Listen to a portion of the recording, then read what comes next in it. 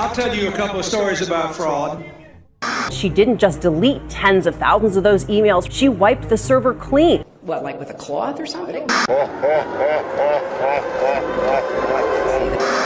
It's no secret that we're going up against some pretty powerful forces that will do and spend whatever it takes to advance a very different vision for America. Personal emails are my personal business. You know, let's release everything. Let's let everybody in America see what I did for 4 years. When you speak to the public, you say, I turned over everything.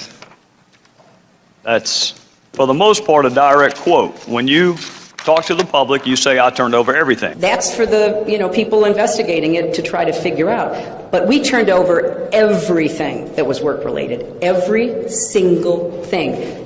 90 to 95% of my work-related emails were in the state system. If they wanted to see them, they would certainly have been able to do so. You know what? That is maybe the 10th time you have cited that figure today. It is. And I have not heard anyone other than you ever cite that figure. Who told you that 90 to 95% of your emails were in the State Department system? Who told you that? We learned that from the State Department in their analysis of the emails that were already on the system. The Inspector General report found that less than 1% of State Department emails, record emails, were captured. So they give a number of less than 1%, and you give a number of 90%. I have absolute confidence that everything that could be in any way connected to work is now in the possession of the State Department. This pile represents the emails that you sent or received about Libya in 2011, from February through December of 2011. This pile represents the emails you sent or received from early 2012 until the day of the attack. There are 795 emails in this pile. We've counted them. There are 67 emails in this pile in 2012. And I'm troubled by what I see here. I can only conclude by your own records that there was a lack of interest in Libya in 2012.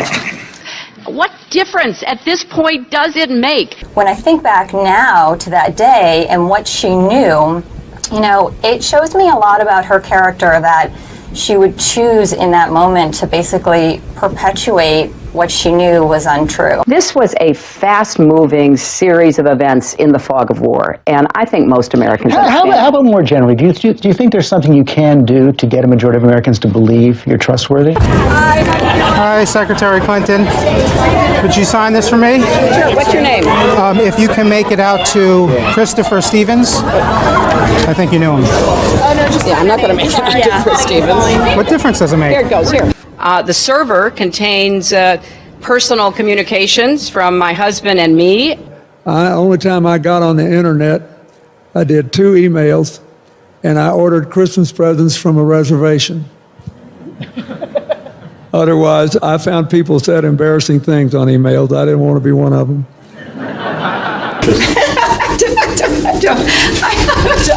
I mean, and how many angels dance on the head of a pin? I have really nothing to. I mean, how do you answer that? I feel sorry sometimes for the young people who, believe this. They don't do their own research. I am so sick. I am so sick of the Sanders campaign lying about me. I'm sick of it. Do you think New York State should recognize gay marriage? No.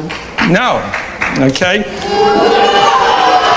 I believe that marriage is between a man and a woman. I do not support gay marriage. It really is great how long you've supported gay marriage. Yes. I could have supported it sooner. Well, you did it pretty soon. Yeah. Could have been sooner. Fair point.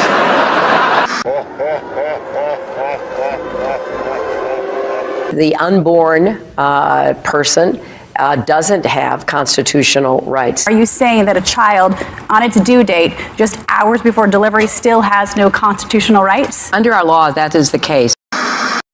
I I was a Goldwater girl. I'm very proud that I was a Goldwater girl. Goldwater was against the 64 Civil Rights Act. 40,000 people, half of them Negroes, demonstrate against Goldwater. I am compelled to urge Negroes and all people of goodwill to vote against him.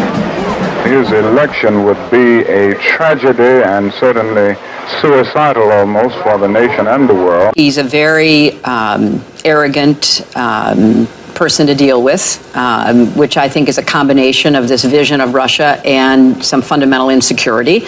I could have told him he was a KGB agent. By definition, he doesn't have a soul. I mean, this is a waste of time, right? Как минимум, государственный деятель должен иметь голову. Mrs. Clinton has never been too graceful in her statements. When people push boundaries too far, it's not because they are strong. I remember landing under sniper fire. There was supposed to be some kind of a greeting ceremony at the airport, but instead we just ran with our heads down to get into the vehicles. Her arrival in Bosnia was not quite as dramatic as Clinton put it. Good to see you. Once again, her memory doesn't match our videotape. She and her daughter Chelsea lingered on the tarmac to greet U.S. military officials. Took photos. There was the group of 7th graders on the tarmac too. And then Senator Clinton walked to the armored vehicle where she did eventually dock and enter. During the parade in which she participated, her campaign roped off reporters so they wouldn't interfere with the candidate. Memory should always match the videotape. I have been a critic of NAFTA from the very beginning. I think that NAFTA is proving its worth. It was one of the highlights of President Clinton's first term, passage of the North American Free Trade Agreement, also known as NAFTA. Critics blame NAFTA for the loss of manufacturing jobs in industrial states, including Ohio and Pennsylvania. Hillary Clinton helped get NAFTA approved. She held at least 5 meetings to strategize about how to win congressional approval. She helped the White House block opposition from labor and environmental groups, and she was the featured speaker at a crucial meeting. Participants in that event said, quote, her remarks were totally pro-NAFTA. Was NAFTA a mistake? NAFTA was a mistake to the extent that it did not deliver on what we had hoped it would. Your opponents are saying that that's really part of a larger pattern with you, that you often avoid taking firm positions on controversial issues. They are going to people showing videos of Donald Trump insulting Islam and Muslims in order to recruit more radical jihadists. Fact checkers have said that she was wrong. All my grandparents, came over here, and turns out only one was an immigrant, 3 were not.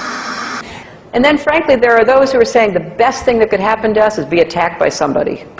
Just bring it on, because that would unify us, it would legitimize the regime. That's the reason I say, if anybody's going to do it, we ought to do it, because we have the capability of doing it. We're not going to give anything up, and in fact, we're going to provoke an attack, because then we will be in power for as long as anyone can imagine. I represented New York, and I represented New York on 9/11. When we were attacked, where were we attacked? We were attacked in downtown Manhattan, where Wall Street is. I did spend a whole lot of time and effort helping them rebuild. That was good for New York, it was good for the economy, and it was a way to rebuke the terrorists who had attacked our country. 9/11 was bad. I agree with that. It's time for the United States to start thinking of Iraq as a business opportunity.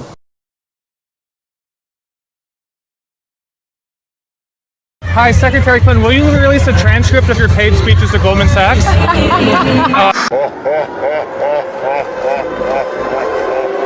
No, there's a lot of controversy over their speeches. Just in July, New Hampshire, you told the crowd you, quote, take a backseat to no one when it comes to progressive values. I take a backseat to no one when you look at my record and standing up and fighting for progressive values. Last month in Ohio, you said you plead guilty to, quote, being kind of moderate and center. Do you change your political identity based on who you're talking to? No, I think that like most people that I know, I have a range of views, but they are rooted in my values and my experience. I get accused of being kind of moderate and center. I plead guilty. Just for the record, are you a progressive or are you a moderate? I'm a progressive. I represented Wall Street as a senator from New York, and I went to Wall Street in December of 2007, before the big crash that we had, and I basically said, cut it out. Quit foreclosing on homes. Quit engaging in these kinds of speculative behaviors. Now, who's exactly to blame for the housing crisis? I think there's plenty of blame to go around. Home buyers who paid extra fees to avoid documenting their income should have known they were getting in over their heads. Are you a progressive or are you a moderate? I'm a progressive. Of course, we have to deal with the problem that the banks are still too big to fail. We can never let the American taxpayer and middle-class families ever have to bail out the kind of speculative behavior that we saw. But we also have to worry about some of the other players.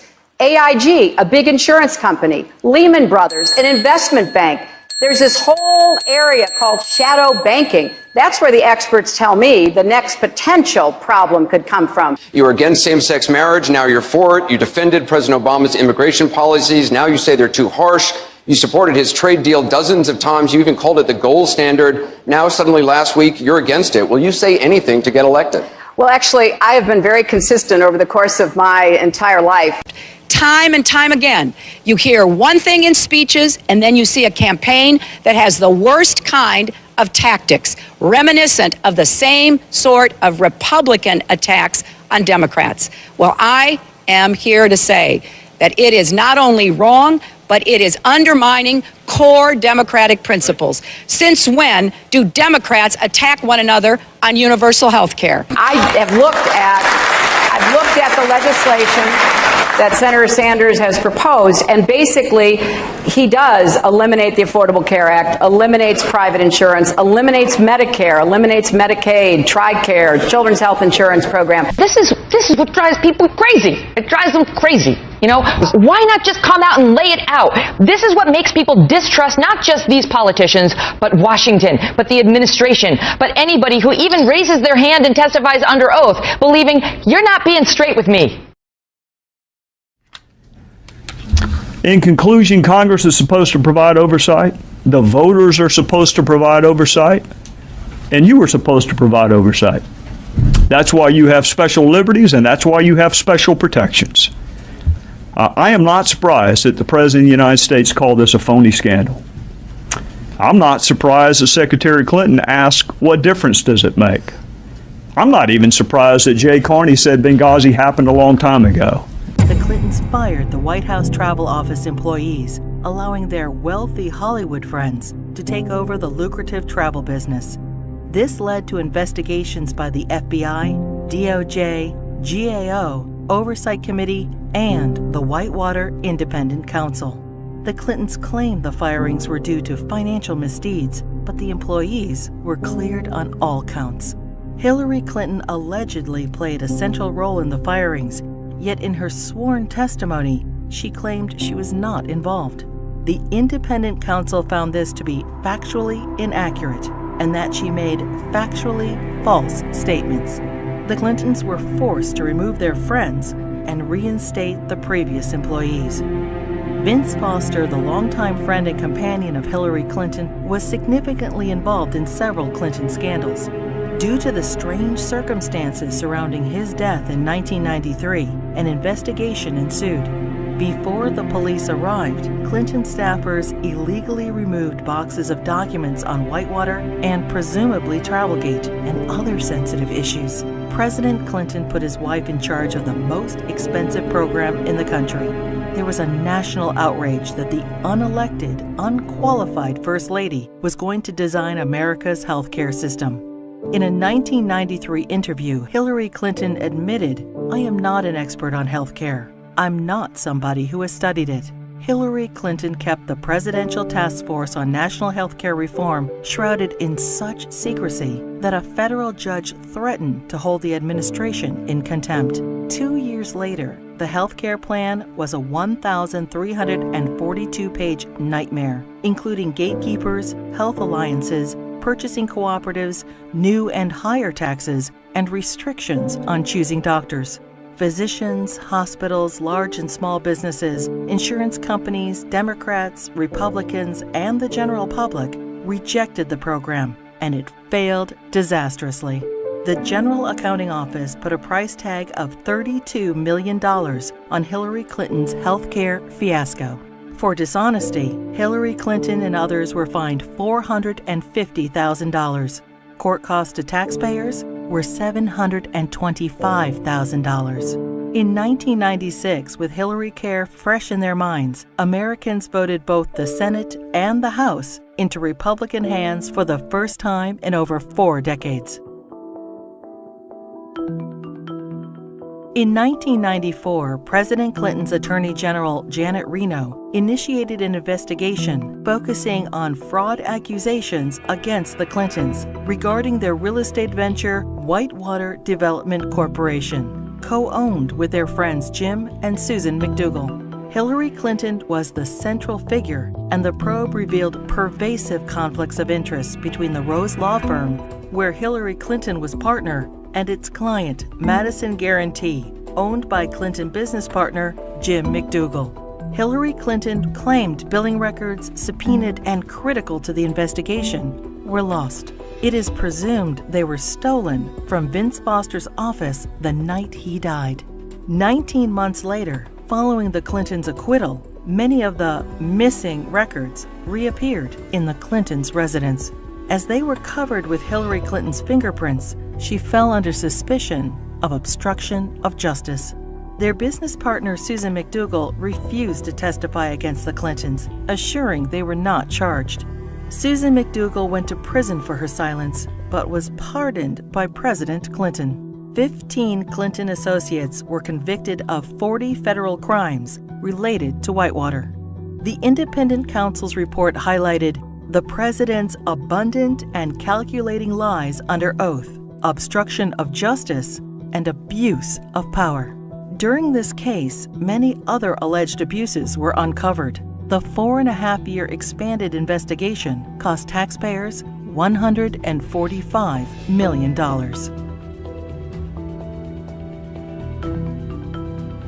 Hillary Clinton's trades in cattle futures raised suspicions of improprieties as her very first trade of $5,000 quickly turned into over $490,000. She refused to release her tax returns for the years in question. Hillary Clinton insisted that she made all the investment decisions herself. The investigation proved her trades were actually placed by her friend James Blair through the brokerage firm Refco. James Blair was outside counsel for Tyson Foods, the largest employer in Arkansas, which is state regulated.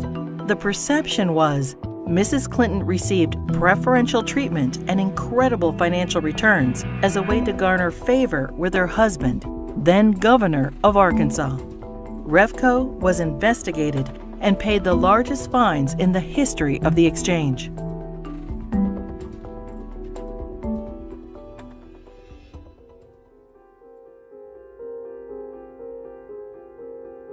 The Clinton administration improperly requested and received FBI background reports on 900 Republican officials. Hillary Clinton allegedly initiated the request to add data to her enemies list, leading to 3 separate investigations in 1996. In testimony, the White House Personnel Security Director refused to name Hillary Clinton as the source of the request, and he was forced to resign. Hillary Clinton claimed she was guiltless and was called a congenital liar in the New York Times. The fund was established so individuals or companies hoping to garner favor with the president could help pay the Clintons' endless legal bills. In 1996, the Justice Department investigated campaign fundraising abuses and cover-ups by the Clintons in connection with an effort by China to influence administration policies. In violation of U.S. law, agents for the Chinese government and military funneled millions into President Clinton's re-election campaign, the Clinton Legal Defense Fund, and the DNC. The DOJ's report stated, "A pattern of events suggests a level of knowledge within the White House, including the President's and First Lady's offices, concerning the injection of foreign funds into the re-election effort." The Clintons were accused of using the IRS to harass their enemies including Republican politicians, the White House Travel Office, the NRA, Judicial Watch, the Heritage Foundation, and other conservative organizations. A senior IRS official admitted that Clinton opponents were singled out for tax audits. Also audited were Bill Clinton's female accusers, including Jennifer Flowers, Paula Jones, Juanita Broaddrick, and Elizabeth Ward Grayson.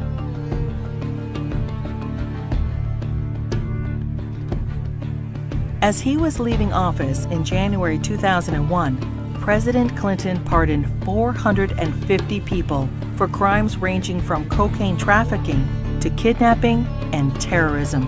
Several pardons personally benefited Hillary Clinton and were investigated for direct ties to her New York Senate bid.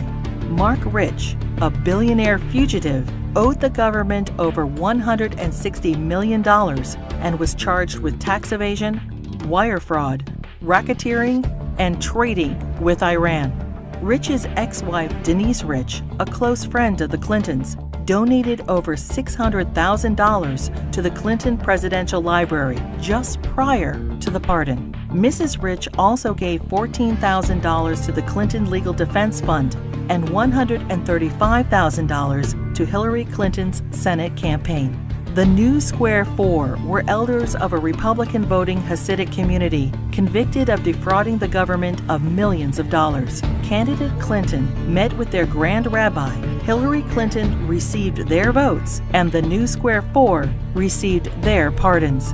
Hillary Clinton claimed, "I did not play any role whatsoever in the pardons." Hillary Clinton's brother, lawyer Hugh Rodham, charged high fees to use his family influence to obtain presidential pardons. Carlos Vignali, a Los Angeles drug lord, paid Rodham over $500,000, and his sentence for cocaine trafficking was commuted. Almond Braswell, a scam artist, paid Rodham over $250,000 and was pardoned for defrauding senior citizens of millions of dollars.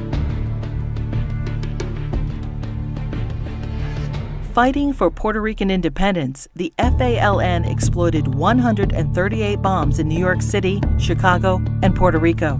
During a 10-year reign of terror, 13 innocent people were killed and over 80 were maimed.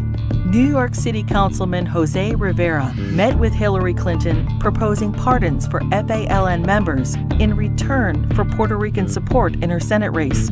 2 days later, President Clinton pardoned 16 FALN terrorists. These pardons were condemned by Democrats and Republicans, the House and Senate, the FBI, the U.S. Attorney, the Federal Bureau of Prisons, and the Fraternal Order of Police. Another probe into Clinton wrongdoing ensued. When Congress requested additional information, President Clinton claimed executive privilege, preventing anyone involved with the pardons from testifying. Hillary Clinton claimed no involvement in or prior knowledge of the decision. Former Democratic President Jimmy Carter called these shameless pardons disgraceful. The largest political fundraiser in U.S. history became the largest election fraud in history. In the year 2000, the fundraiser for Hillary Clinton's New York Senate race was attended by 1,300 people, including the Hollywood elite and the Democratic leadership. In violation of federal election statutes, an individual, Peter Paul, financed the entire event. Peter Paul was also a convicted cocaine trafficker. In violation, Hillary Clinton was involved with the solicitation of funds and the coordination of the gala. In violation, Hillary Clinton requested in writing an additional $150,000 from Peter Paul in untraceable securities. The Clinton campaign's filings with the Federal Elections Committee stated the event only cost $500,000. The actual price tag was $1.5 million. Senator Clinton was fined over $50,000 for purposely underreporting the cost of the event. In another campaign finance fraud, Hillary Clinton ignored FBI warnings and accepted over $900,000 from scam artist and felon Norman Sue. Hillary Clinton's Senate tenure was undistinguished. In 7 years, she introduced only 3 minor bills which became law. including the naming of a post office. She helped secure millions in federal assistance for a New York developer. Ethics questions arose when the businessman donated over $120,000 to the Clinton Foundation. Senator Clinton did not support English as the official language of the United States government, and she enthusiastically voted for the Iraq War resolution. Hillary Clinton ignored Senate rules and reporting requirements for the hiring of staff and non-paid fellows, breaking the Senate Code of Official Conduct and hiding multiple conflicts of interest. She was investigated by the Senate Select Committee on Ethics.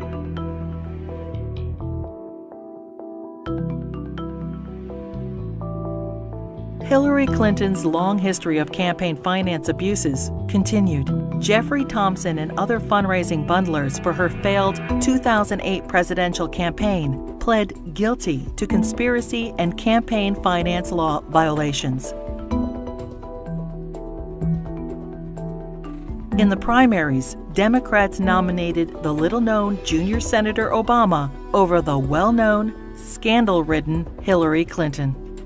In 2009, President Obama nominated Hillary Clinton as Secretary of State. In 2014, the State Department spokesperson was asked to identify one tangible achievement from Hillary Clinton's 4 years as Secretary of State. She responded, "I am certain those who were here at the time, who worked hard on that effort, could point out one." Secretary Clinton's tenure had no signature doctrine or diplomatic breakthrough. It was, however, 4 more years of scandals. The Clinton State Department wasted $80 million on a U.S. consulate in northern Afghanistan, which will never be completed. Under Clinton's name, the Foreign Service gathered details on foreign diplomats, our allies and officials of the UN, including internet usernames, email addresses, credit card numbers, fingerprints, frequent flyer account numbers, and work schedules. The Clinton State Department lost approximately $6 billion due to improper filing of contracts.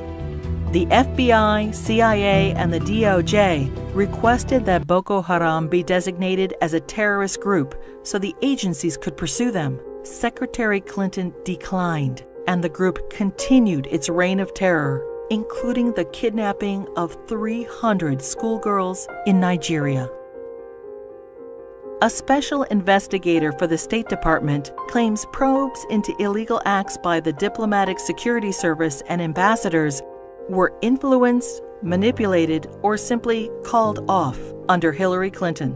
These include sexual assaults by State Department security officials in Beirut, endemic engagement of prostitutes by Hillary Clinton's security detail, drug use by State Department contractors in Baghdad, solicitation of child male prostitutes by U.S. ambassador to Belgium. Secretary Clinton's spokesperson claimed Hillary Clinton had no knowledge of any of the scandals in her State Department. "We learned of it from the media and don't know anything beyond what's been reported."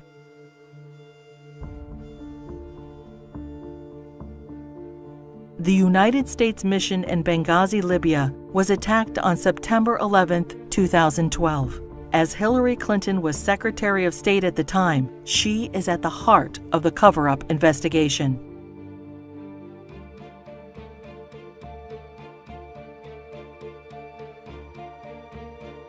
When she finally testified to Congress 4 months after the attack, she famously stated, "The fact is we had 4 dead Americans. Was it because of a protest? Or was it because guys out for a walk one night who decided they'd go kill some Americans? What difference at this point does it make?"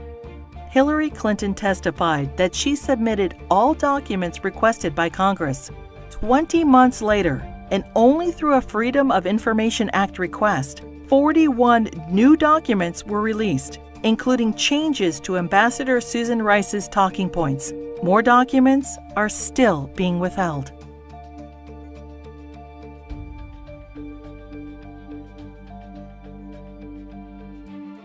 The Presidential Records Act allows restricted access to documents for 12 years after leaving office. Now, 14 years later, the Clintons are still withholding thousands of records from the public. Over 300 Freedom of Information Act requests have been ignored, suggesting more damaging revelations about the Clintons. It is difficult to separate the Clintons' personal and political financial ventures from those of the Clinton Foundation. The New York Times expose on the Clinton Foundation details moral and fiscal chaos, shameless fundraising, and calls it mired in conflicts of interest. Run by old Clinton friends, it has been grossly mismanaged and, despite enormous donations, ran multi-million-dollar deficits. Already rife with conflicts of interest, the foundation's offices are now shared by the Hillary Clinton presidential campaign. Americans can give $2,300 to presidential candidates, but there are no limits on donations to foundations. Hillary Clinton cannot legally accept campaign donations from foreigners, but no restrictions apply to foundations. Secretary of State Clinton traveled to Moscow and pressed the Russian government to purchase planes from Boeing. 2 months later, contract in hand, Boeing donated $900,000 to the Clinton Foundation. The foundation's support from foreign interests hoping to influence U.S. policy is of grave concern. Foreign donations to the foundation increased by 70% when Hillary Clinton ran for president in 2008.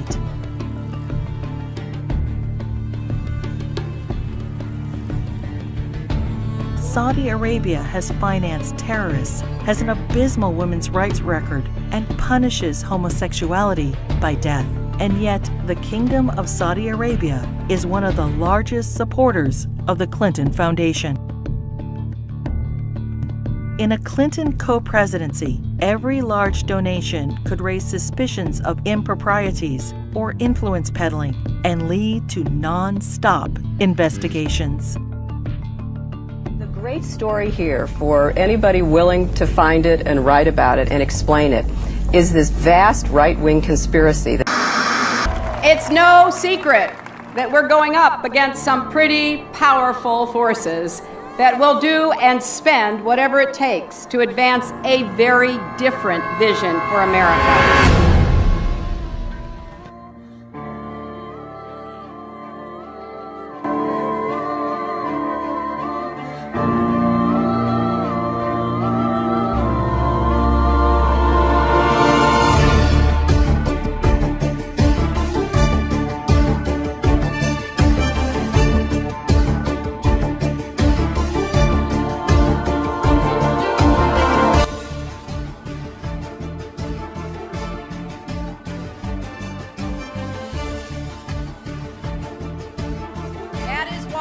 I am running for President of the United States.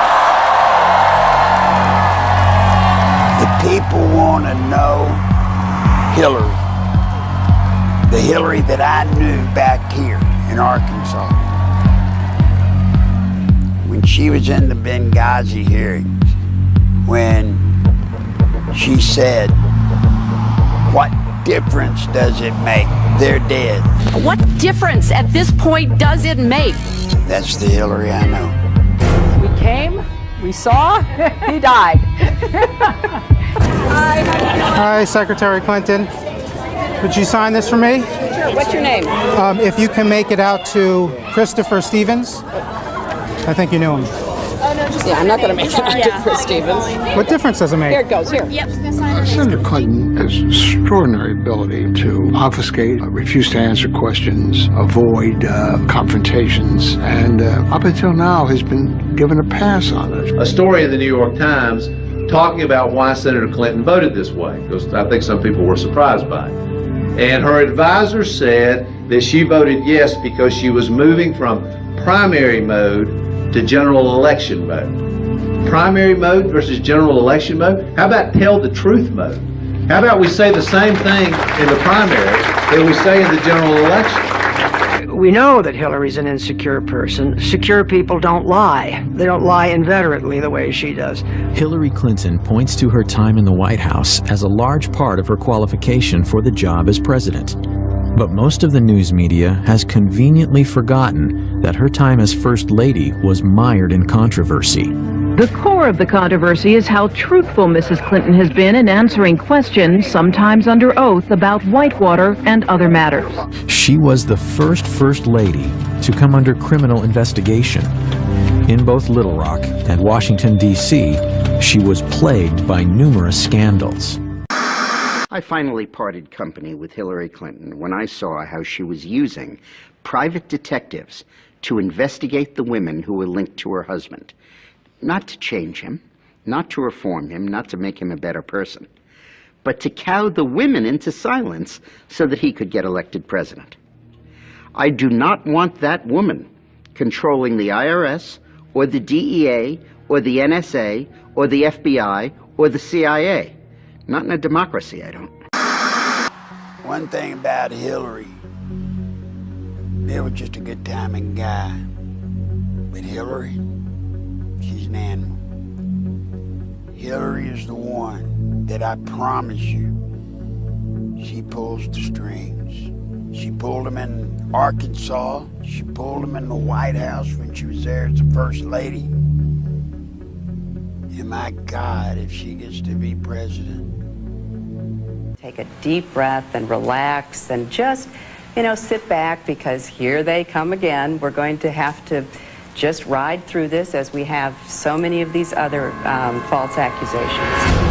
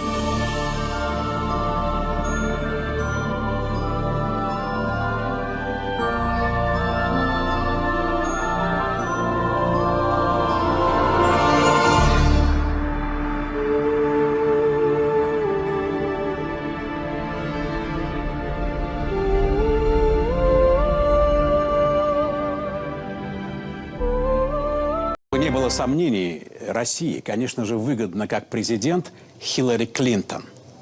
Еще одно подтверждение пришло в пятницу, когда в США было объявлено, что Клинтон, как-то посещая Москву, забыла в отеле секретный документ. Да не просто документ, а целую сумку с подборкой секретных материалов. Их обнаружила секретная дипломатическая служба США, которая обычно чистит гостиничные номера после пребывания там высокопоставленных лиц, стирая отпечатки пальцев и все следы биоматериалов, по которым можно, скажем, поставить медицинский диагноз. Как правило, американцы в Москве останавливаются в отелях Марриотт или Ритц-Карлтон. Так что, надо думать, секретную папку Хиллари Клинтон оставила там. Так что мы за Клинтон, как президента США. Мне лично нравится эта черта Хиллари в отношении секретных документов. Директор ФБР Джеймс Коми назвал это качество Клинтон крайней беззаботностью.